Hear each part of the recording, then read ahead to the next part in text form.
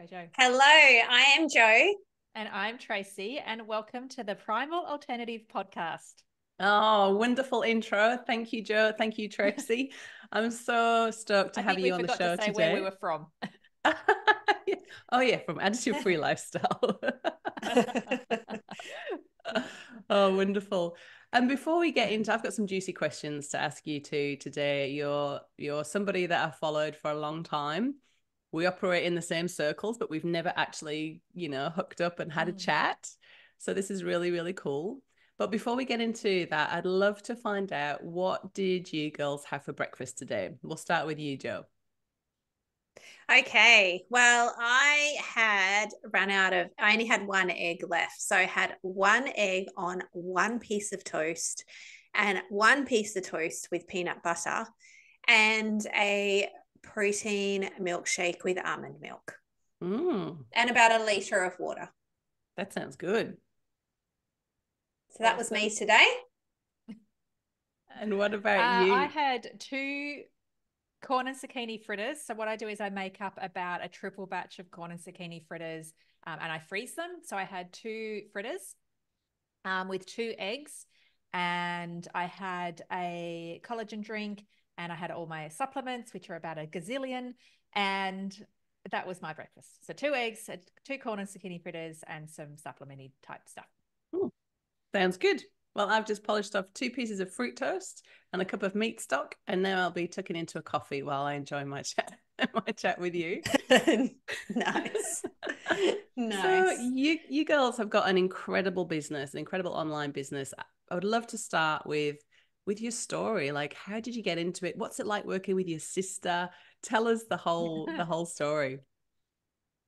I was only just saying to someone, we're very yin and yang. And I think that's why our business works, because we are opposites in many ways, but then we think the same most of the time as well. You cannot it's a bit weird. At Pictionary. Like, you can't beat us at Pictionary. We are so in sync at like so many things as sisters.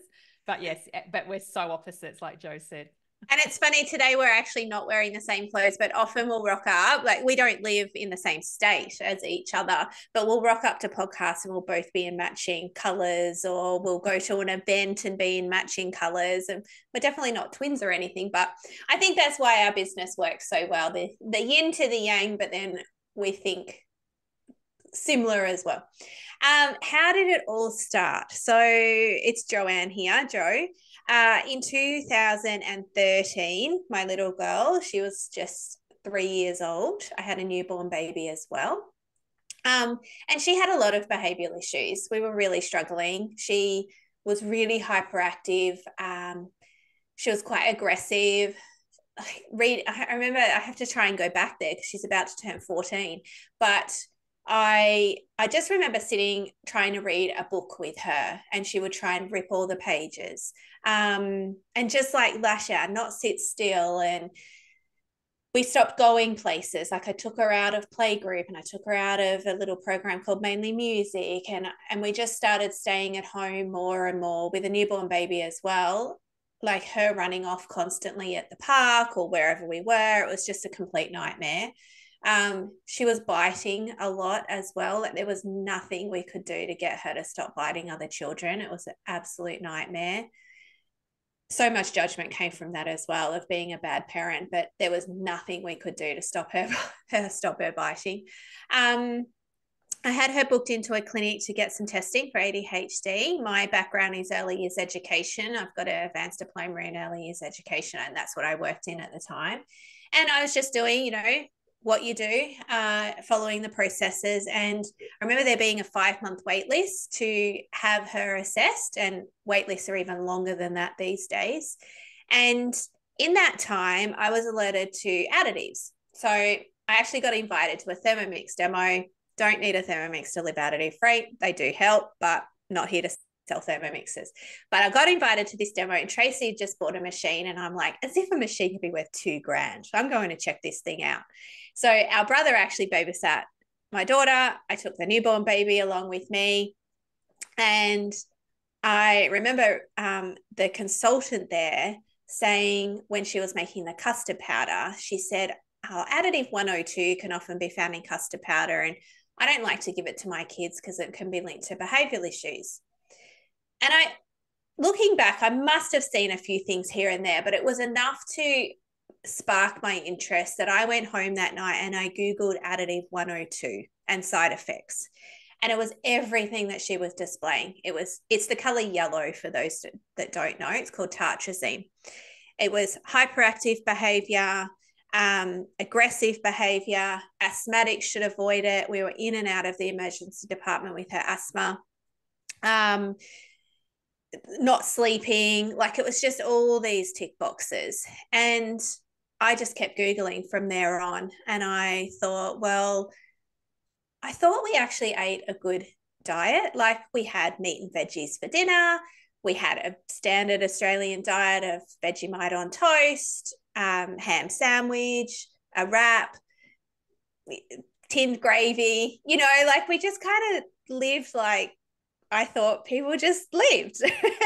And it wasn't until I started looking into everything when I realized that we were eating so many artificial additives and preservatives. And I'd made this big, long list of whatever I sort of found on the internet that was linked to behavioral issues. And my husband was interstate for work. Anyway, when he came home, I sort of handed him this list in the door. I said, look, I don't know if this is any of her problem. Maybe it might be, but I'm not sure. But, like, what do we do kind of thing? And he said, look, let's just get rid of it and see what happens. And we threw in the bin 2 garbage bags full of food. And honestly, I thought we had a good diet. And so, yeah, it just completely changed our lives. Like from that moment on, we started getting our little girl back and her behavior just completely calmed down. She stopped being so hyperactive. She stopped getting so sick. She had her tonsils out when she was only 20 months old from chronic repeated tonsillitis. She had ear infections, not many ear infections, but she certainly had a couple. She had a lot of chest problems. So as I said, in and out of the ED for asthma.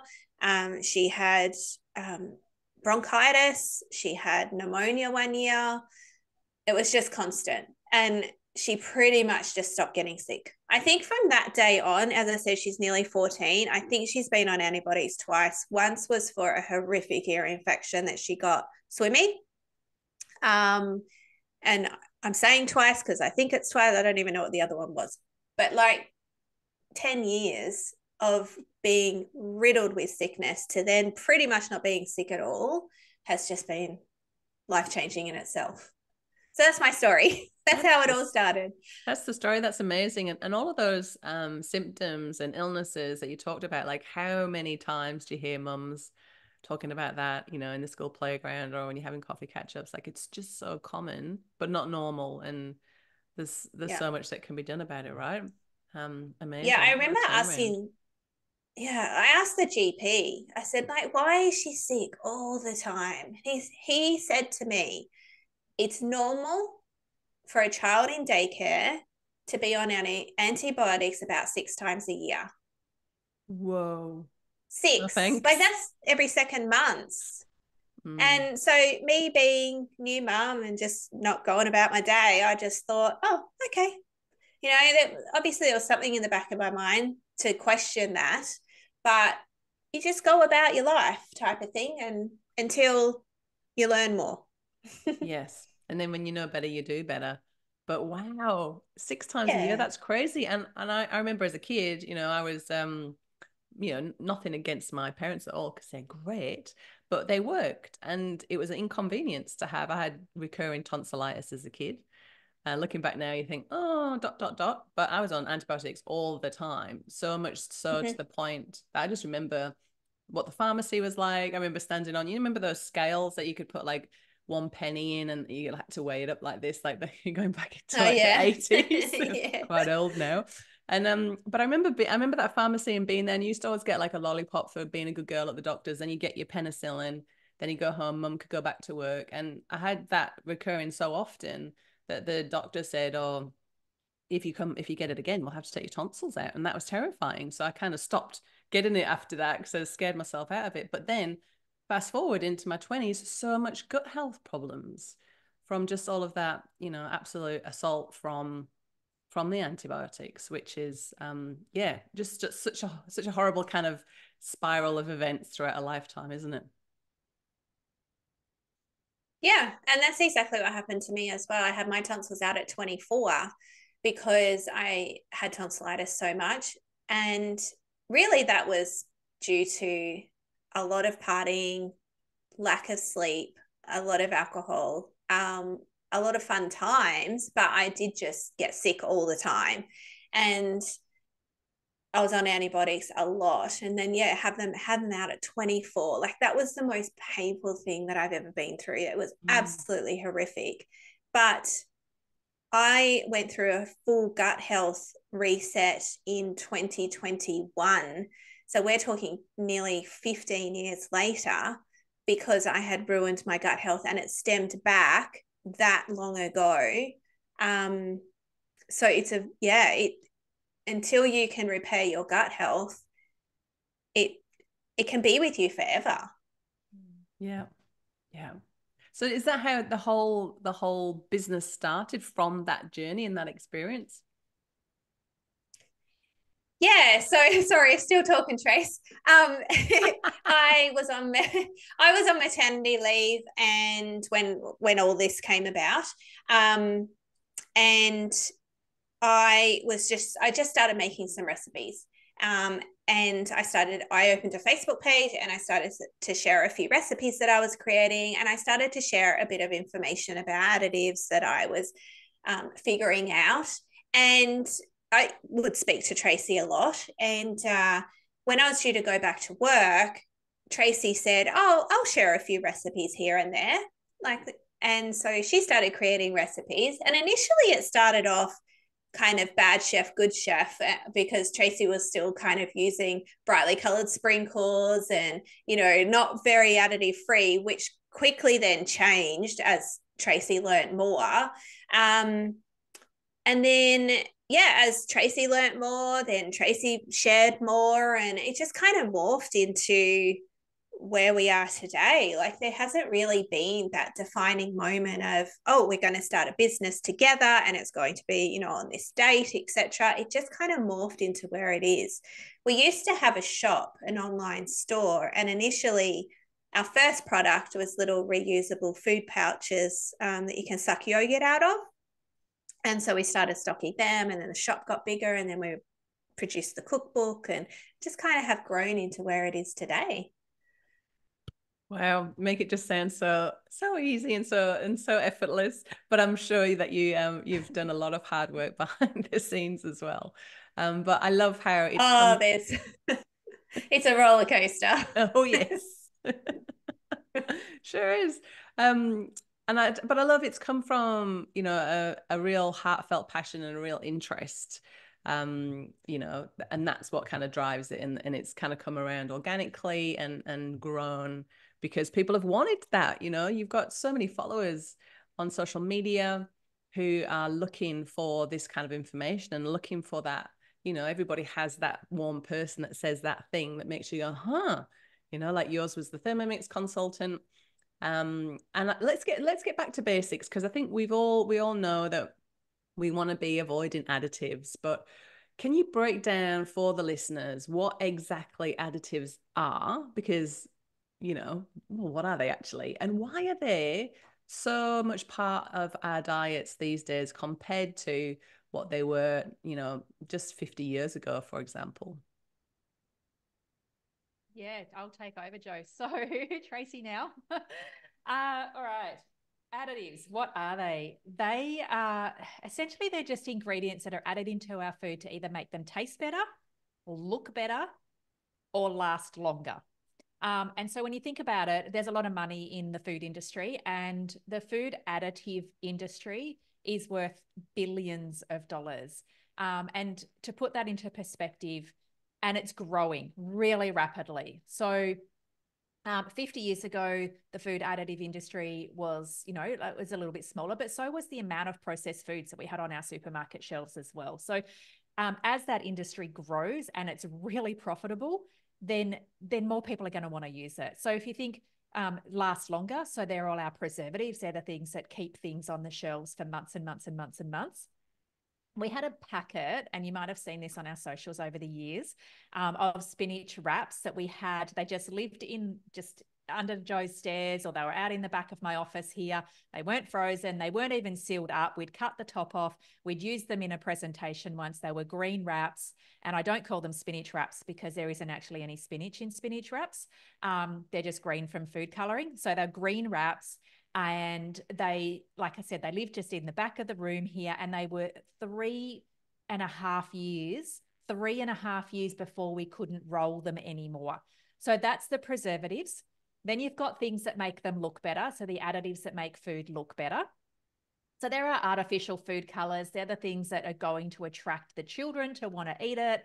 But they have zero nutritional benefit at all. So think about the ice creams, the icy poles, the brightly colored lollies, all the things that kids hide, the cakes, the zero nutritional value for artificial food colors. They're just in it to attract the eye. There's a lot of money in artificial food colors, let me just say. And then we've got things that make it taste better. So we've got natural like herbs and spices and, your salts and your peppers, like your broths, all the things that can make our food taste better, completely okay. But then we've got the things that can make our food taste better, like artificial flavoring and flavor enhancers. So there are MSGs and our flavor enhancers that go into food to take something that was traditionally bland and make it taste really savory and really palatable. And if you think something like a rice cake, that if you just ate a plain rice cake that's kind of just rice and maybe some salt and water, it's probably going to be a little bland. Whereas the flavored rice cakes and rice crackers, they're the ones with most of the flavor enhancers. So there's a whole bunch of things that get flavor enhanced, like thousands actually. But that's as an example of why they would add a flavor enhancer into food. So they're the three main reasons. And I forgot the second part of your question. It's just really, is it why they're so prevalent, like why they're there? And I think you've answered that question in the way that you described it, because they make it look better, they make it last longer, they make it taste better. Yeah, essentially. And I mean, that's all really appealing, right? Like we want our food to look great. We eat with our eyes a lot of the time.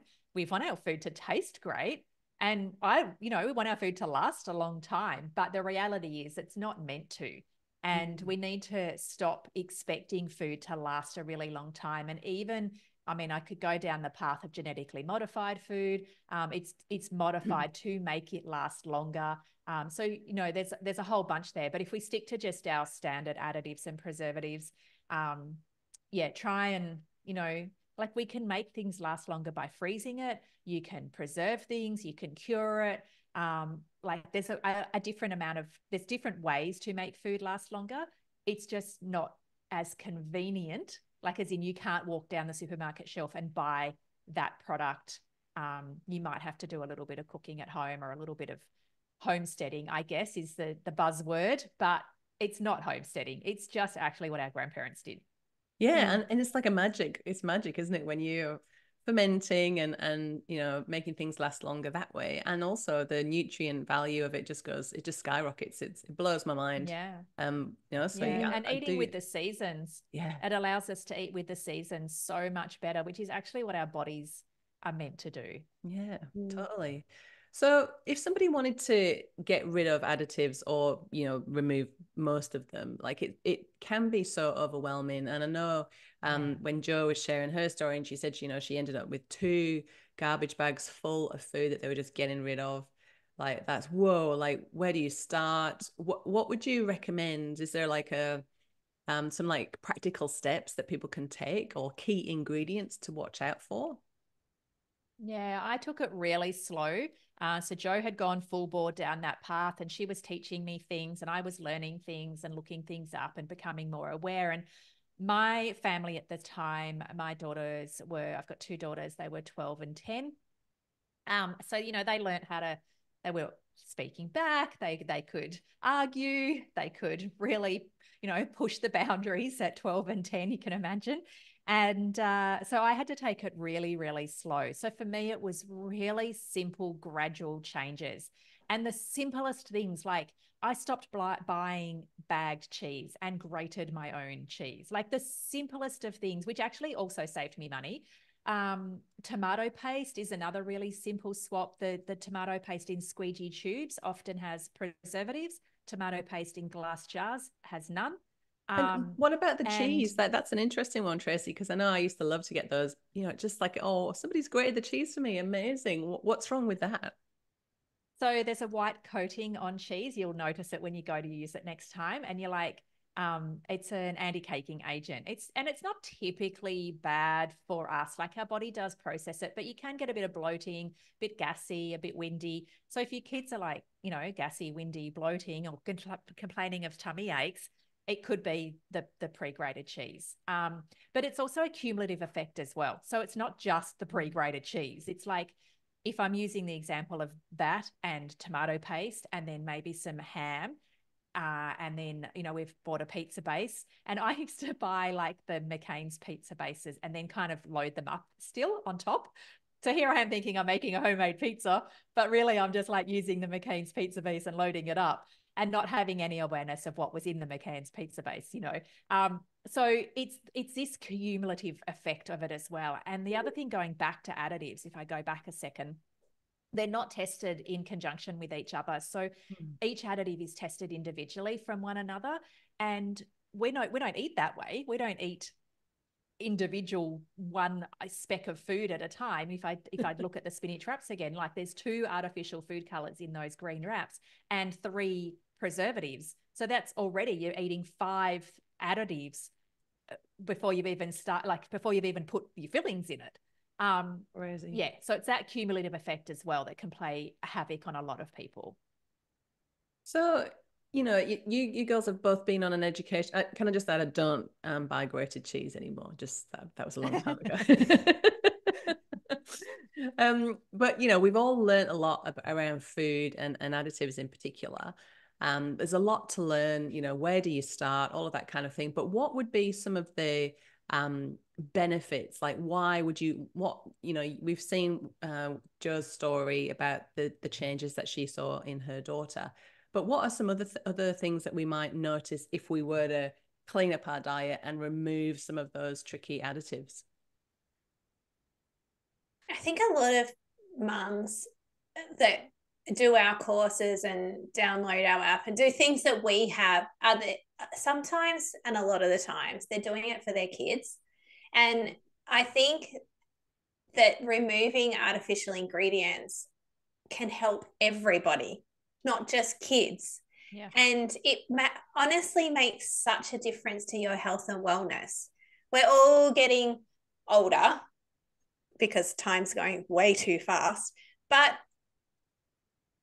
like it just helps our body.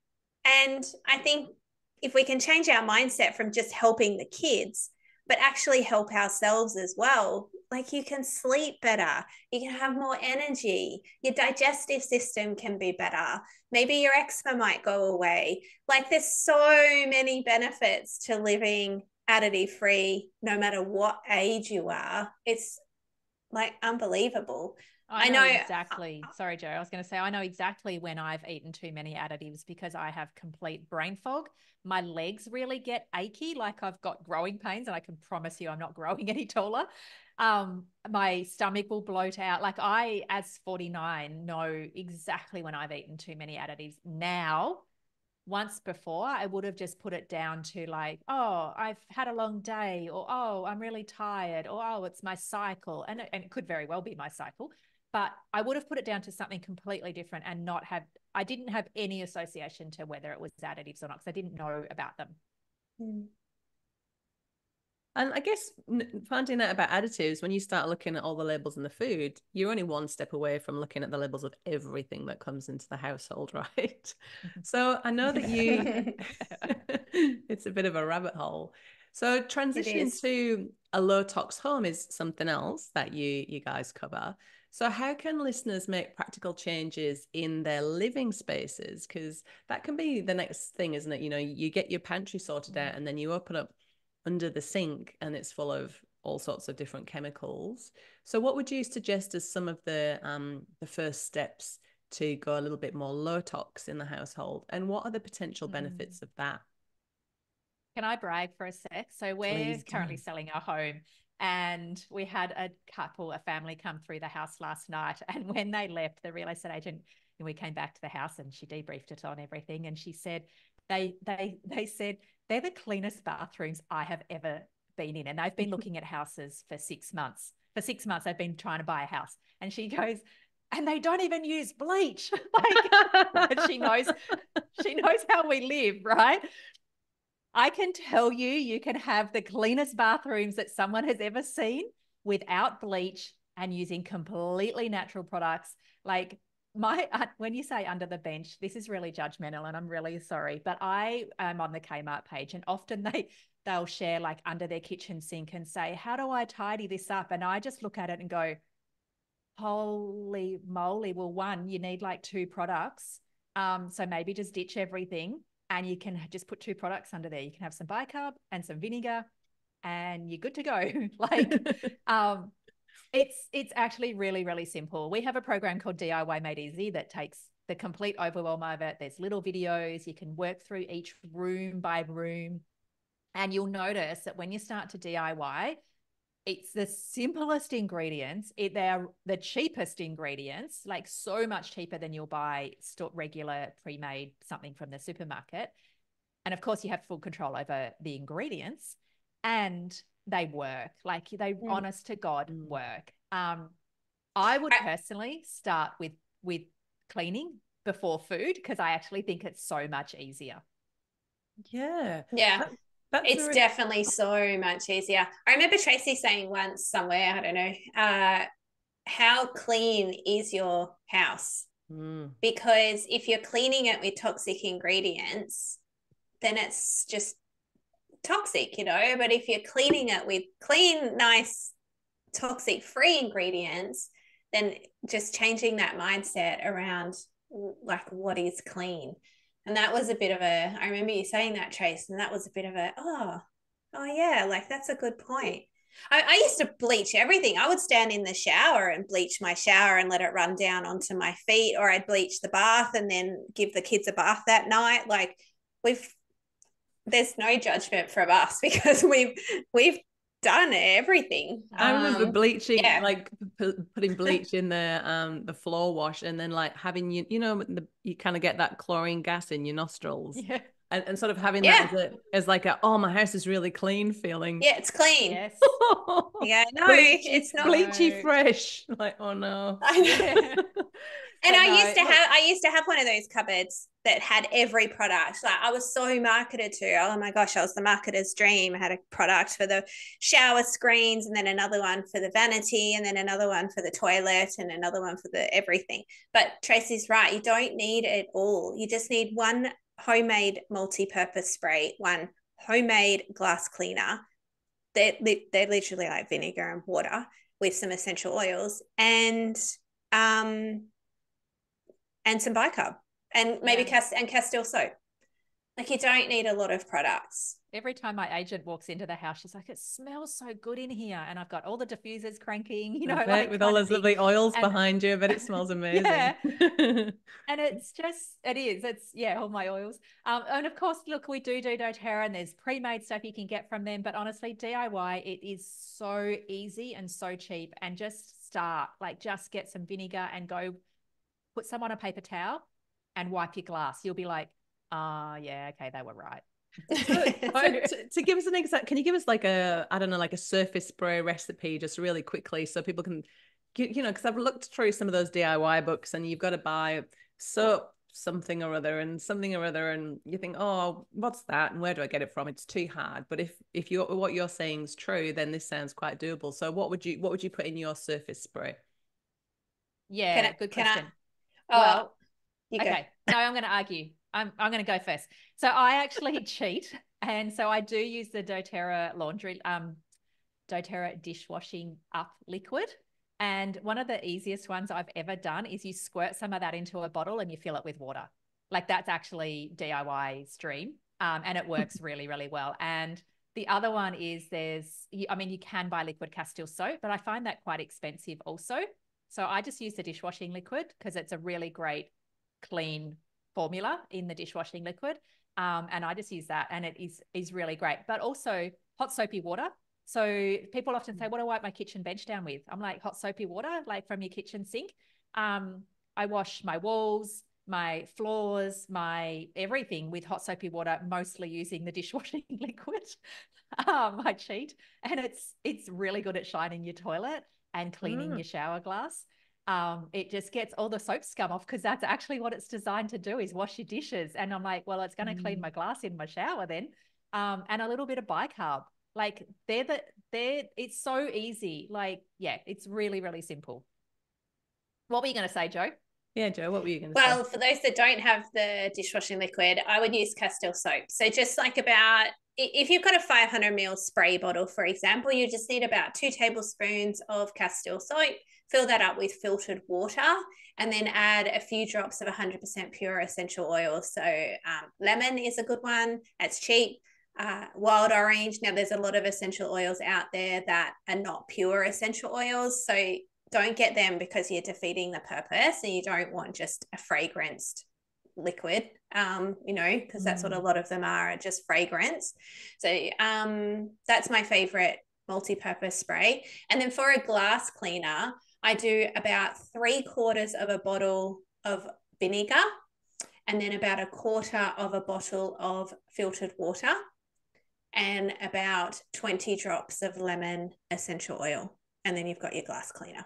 Easy peasy. And then because you've got those raw ingredients under your sink, when you run out, you don't need to go to the shop and spend $7 on another bottle. You can just make one up, right? Huge savings to be had.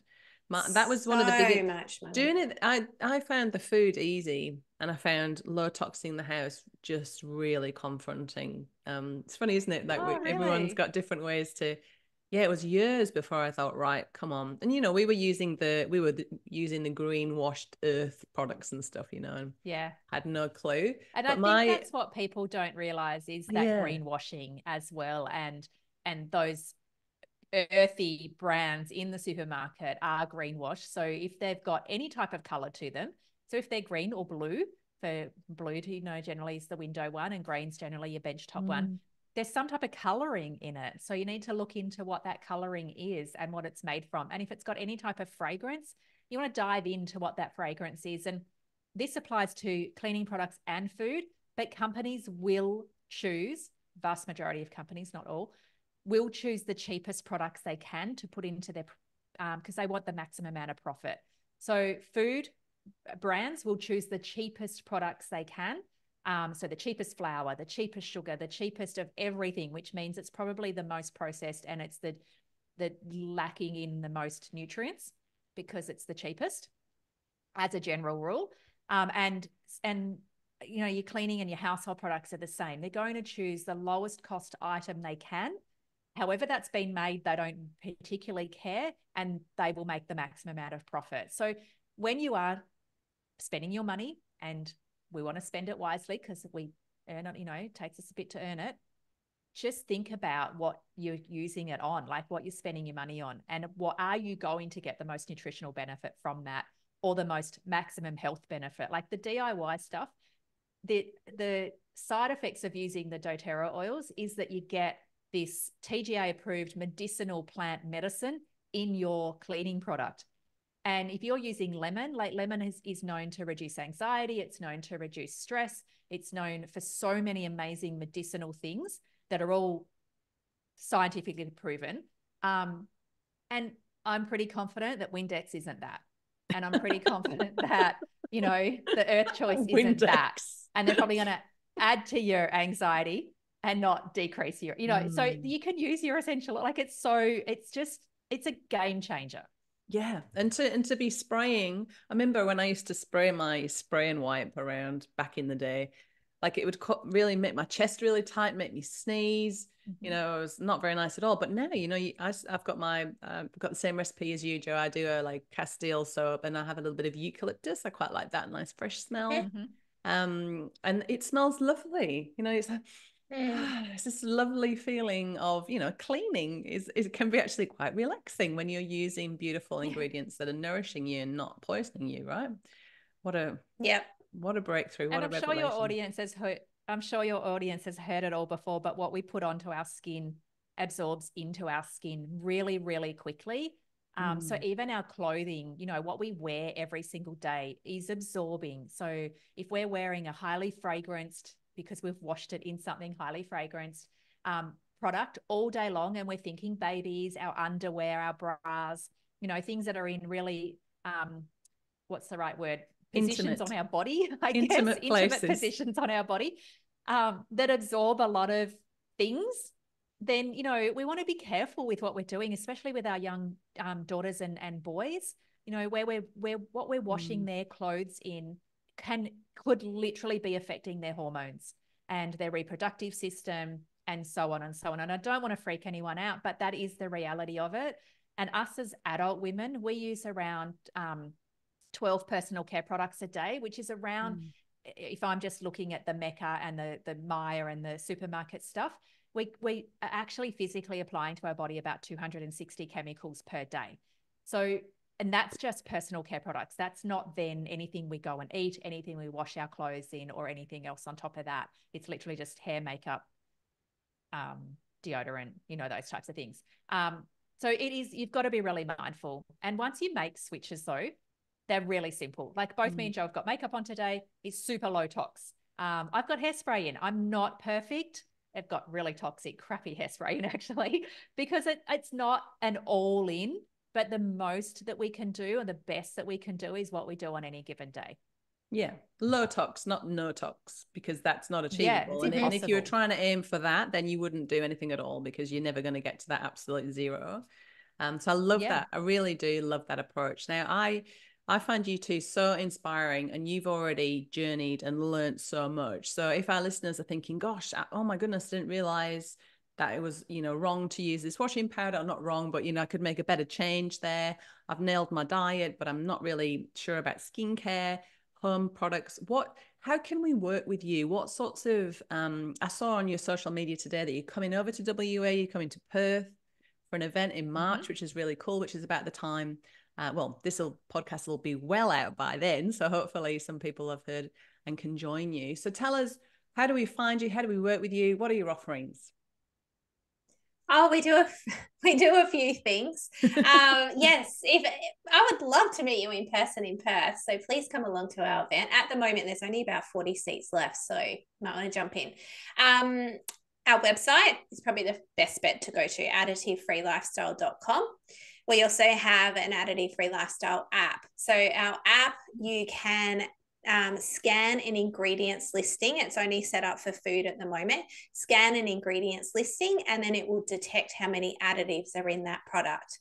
So it will come up and say 12 additives detected, and then you can click into the 12 additives, and then you can read what they are and if you want to eat them or not. We've rated all the additives from green, orange, and red. So safe, caution, risky, so that you can easily see you know, what additives are in there.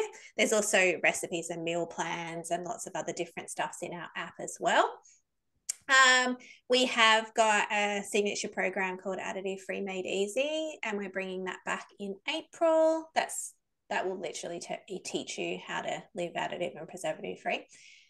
And our cookbooks. So we have a podcast show. Yes, we have a podcast show that you're about to record and be on, and our 5 cookbooks as well. Wow, 5 cookbooks. You're amazing. Like, seriously, machines. So my final question, just to wrap up, is to go back to the business side of things again. So you're mums, you run businesses. Tell us a bit about how you manage your, you know, how do you fit it in? Do you work full-time, part-time? How does your day look? Do you have a morning routine? Do you have yoga classes that you like to get to? Do you have a proper job as well? Tell us a little bit about how you make it all work. We definitely worked in other jobs whilst we created the start of this business. And Joe dived in first to full-time working within our business. And then I was a little bit later because I was in a really good government job, and it took me a little bit to kind of lose that fear of diving into my own business and working for myself. So yeah, but once we both were working full-time in our Additive-Free Lifestyle business, that's when things took off, because we could dedicate the amount of time needed to create the 5 cookbooks and all the different things. So we definitely both work full time in it. And we also hire 2 part-time staff members as well who work remotely. One's in Ballarat and the other one's up on the Sunshine Coast. And so they're very, very helpful as well. And we outsource different things, and we started to do that right at the start as well. So for anyone that is looking at creating a business, think about ways that you can trade work with people. So you might not physically be able to pay someone money, but you might be able to mind their kids, or you might be able to do trading days like that where you might babysit and then they return the favor, which gives you 5 hours to work on your business. So there's lots of ways that you can trade rather than physically hand over cash for more time to work on your business. And that's definitely, I used to carpool with my kids would carpool with other families to get them to school, so that I then had an extra hour in my day to get straight into work. I'll let Jo talk in a minute, but as far as morning routines, look, as of this Sunday, I'm actually an empty nester. So we're at very different stages in our lives. My eldest daughter lives literally up the road, and I walk her German Shepherd, who's laying down here on the ground, every single morning. And I love that morning routine for me because it works. When I was a mum driving my kids to school, that would never have happened. So my morning routine was all about getting the kids out of the house. And then I had an afternoon routine that fitted better in my schedule, as far as getting that exercise kind of in. But now I get to do this beautiful, calm, relaxing morning, and Jo's like, I'll get there one day. and anyone listening, you will get there one day. All too quickly. I'm really excited. All too quickly, right? Because I'm just on the precipice, not quite yet. I've got a 17-year-old and a 14-year-old, not quite on the precipice of empty nesting, but friends who are a couple of years ahead of me are, and it's heartbreaking, but good. Look, but a sad. lot of people say that, but I am so excited for my children, and then I feel like, should I be sad? And why am I not sad?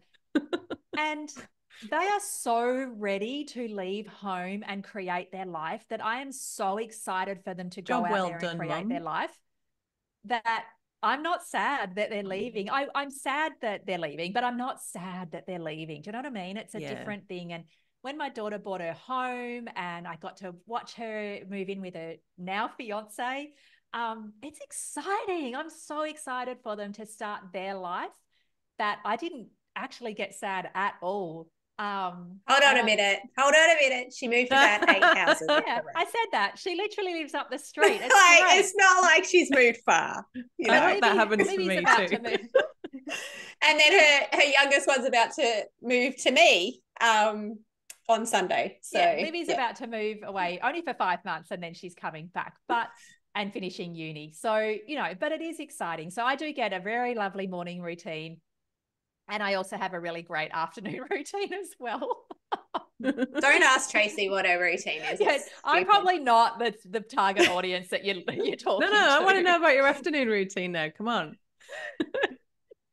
So I have a really close friend. I've got this beautiful gym set up behind me over here, and I have a close friend that comes, and we work out about 3 times a week. And it's really great because we push each other along with, no, you can do 5 kilos. No, you can do 7, that kind of thing.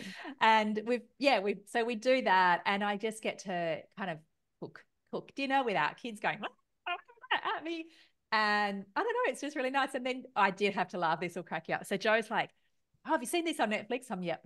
Have you seen this? Yeah. Have you seen? Yeah. She's like, how much TV do you watch? Got time to watch them all. I don't have kids anymore at home. I've got a lot of time to watch TV. So funny. I think we're at the same stage. I think we're at the same stage, Tracey. I've got a sauna in my office, half office, half sauna, and half weights over there in step for doing body pump. Yeah. And it's really great. And I think look, I'm going to speak from experience here and sound like the nana, but the quicker that you can get into strength training as a woman, the better you will feel. I'm turning 49 this month, February, and I'm not kind of that concerned about it. I know I've got good strength. I've got good physical ability. I've worked on that. It's not something that I've always had, and it doesn't come easy to me to be physically strong. So and I'm not lifting I'm not lifting in a gym lifting huge weights, but if you can, absolutely do that because it is really good for you too. But I just do what I can from home on the days that I can. And I think it is vitally important for women. So anyone listening that's earlier in age than me, don't put it off. Like, do whatever it is that you can do in and around your kids. There were many, many years that my kids would be like in the house doing whatever they were doing and I'm doing something and they're laughing at me and pointing fingers and, pointing fingers and pulling the piss out of me basically. But I didn't care. And now they kind of mimic. So keep doing the good stuff. Awesome. Love it. What about you, Jo? What's your secrets? Well, you know how I said at the start of the podcast, the yin and the yang? Yeah, I'm the opposite. So my alarm normally goes off about 4:45 to 5, and I get up. I do triathlon, so I either have swim squad or a run or a bike ride to do in the morning. So I do that in the morning. Then I get home, hopefully the kids are dressed, and then I get them fed. My daughter's self-sufficient, my son not so much yet, so I get him, make sure he's had breakfast, and we're in the car at 8 o'clock to go to school.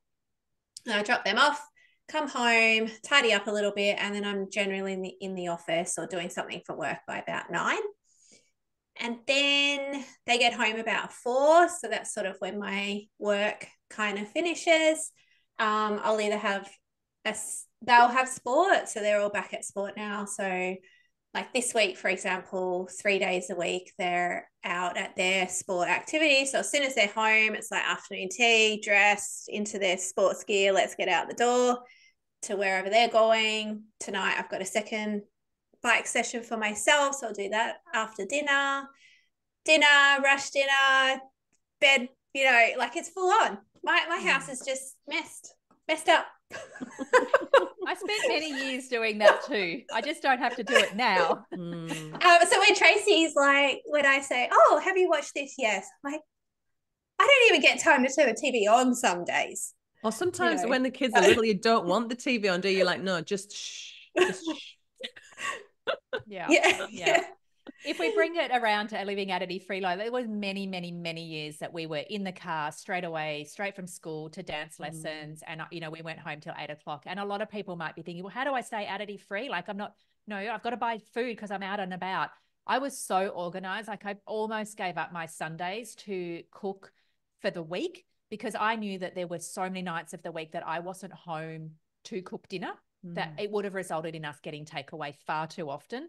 And that meant like I had to cook and be really prepared on a Sunday. So I had so much in the freezer that I made my weekdays really, really easy.